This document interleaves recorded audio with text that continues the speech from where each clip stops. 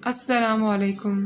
آج کی ویڈیو میں آپ سبق نمبر 1 قرآن مجید کا سوال نمبر 3 کا جواب نوٹ کریں گے۔ سوال نمبر 3، قرآن و حدیث کی روشنی میں قرآن کے فضائل بیان کریں۔ جواب ہیڈنگز۔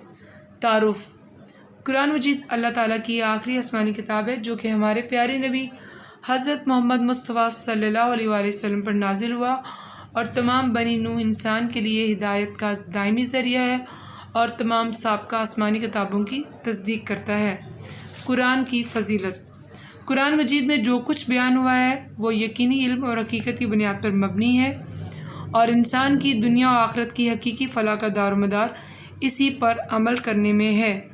اس لیے قرآن حکیم کو بڑی فضیلت حاصل ہے اور اس کے ایک ایک حرف کی تلاوت پر 10 نیکیاں ملتی ہیں۔ قرآن کی فضیلت قرآن کی روشنی میں: قرآن پاک میں اللہ تعالیٰ نے قرآن پاک کی فضیلت کو بیان کیا ہے۔ ارشاد باری تعالیٰ ہے، بلا شبہ یہ ذکر ہم نے نازل کیا ہے اور ہم خود اس کے محافظ ہیں۔ ایک اور جگہ اللہ تعالیٰ ارشاد فرماتا ہے، اگر ہم اس قرآن کو کسی پہاڑ پر نازل کرتے تو اے مخاطب تو دیکھتا کہ وہ پہاڑ خدا کے خوف سے ڈر جاتا اور ٹکڑے ٹکڑے ہو جاتا۔ ارشاد باری تعالیٰ ہے، اے لوگو تمہارے پاس تمہارے رب کی طرف سے نصیحت آئی ہے اور شفا دلوں کے رعب کی اور ہدایت و رحمت ہے مسلمانوں کے لیے۔ ارشاد باری تعالیٰ ہے، یہ وہ کتاب ہے جس میں کوئی شک نہیں۔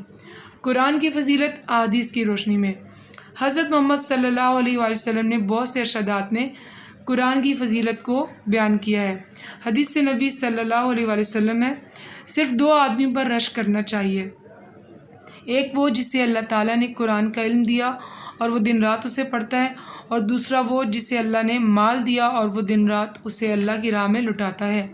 ایک اور جگہ آپ صلی اللہ علیہ وآلہ وسلم فرماتے ہیں، اللہ تعالیٰ اس کتاب کی وجہ سے کتنے ہی لوگوں کو بلند مرتبہ عطا کرتا ہے اور کتنے ہی لوگوں کو پست کرتا ہے۔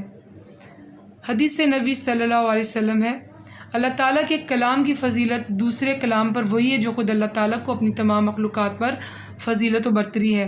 ایک اور جگہ آپ صلی اللہ علیہ وسلم فرماتے ہیں، قرآن پڑھا کرو، یہ قیامت کے دن اپنے پڑھنے والوں کے لیے سفارش کرنے والوں کی حیثیت سے آئے گا۔